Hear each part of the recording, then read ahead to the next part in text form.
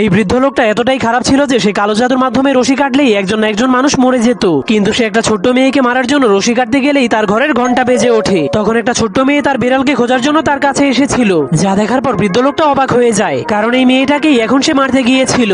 আর সেই ছবিতে দেখানো বিড়ালটাকে সে আগেই মেরে ফেলেছিল। কিন্তু মেয়েটা রুমের মধ্যে অনেকগুলো রশি দেখার পর সেই রুমের মধ্যে ঢুকে যায়, এরপর একটা রিমোট দিয়ে খেলতে শুরু করে দেয়, যার কারণে বৃদ্ধ লোকটার কালো জাদুর রশিগুলো এদিক ওদিক দৌড়াতে শুরু করে দেয়। কিন্তু বৃদ্ধ লোকটা যখনই ছোট্ট মেয়েটাকে মারার জন্য তার রশিটাকে কাটতে যায়, তখনই মেয়েটা রিমোটের সাহায্যে সেই রশিগুলোকেও দূরে সরিয়ে দেয়, যার কারণে বৃদ্ধ লোকটা রশির পিছনে দৌড়াতে দৌড়াতে অনেক ক্লান্ত হয়ে যায়। কিন্তু তখনই মেয়েটা পাশেই আরেকটা মেশিন দেখতে পায়। তখন সে মেশিনের কাছে গিয়ে মেশিনের সবগুলো বাটনকে চাপতে শুরু করে দেয়। ঠিক তখনই সে ওই মেশিনের মধ্যে তার মৃত বিড়ালের ছবিটাকেও দেখতে পায়, যা দেখার পর মেয়েটা বুঝতে পারে এই বৃদ্ধ লোকটাই কালো জাদু করে তার বিড়ালটাকে মেরে ফেলেছে। এর জন্য সে বৃদ্ধ লোকটার ছবিটাকে খুঁজে বের করে বৃদ্ধ লোকটাকে মেরে ফেলার ভয় দেখাতে শুরু করে দেয়, যা দেখার পর বৃদ্ধ লোকটা অনেক ভয় পেয়ে নিজের জীবন বাঁচানোর জন্য মেয়েটার বিড়ালটাকে কালো জাদু থেকে মুক্ত করে বাঁচিয়ে তোলে। তখন মেয়েটা তার বিড়ালের মেয়াও শুনতে পেয়ে অনেক খুশি হয়ে তার বিড়ালের কাছে চলে যায়, যার ফলে বৃদ্ধ লোকটা অনেক ভয় পেয়ে তার ছোট্ট কাছিটাকে ফেলে দেয়। এরপর অনেক বড় একটা কোড়াল নিয়ে বাহিরে চলে যায়। কিন্তু সে বাহিরে গিয়ে মানুষ মারার কাজ বাদ দিয়ে তার ঘরের সামনের ঘাস কাটতে শুরু করে দেয়।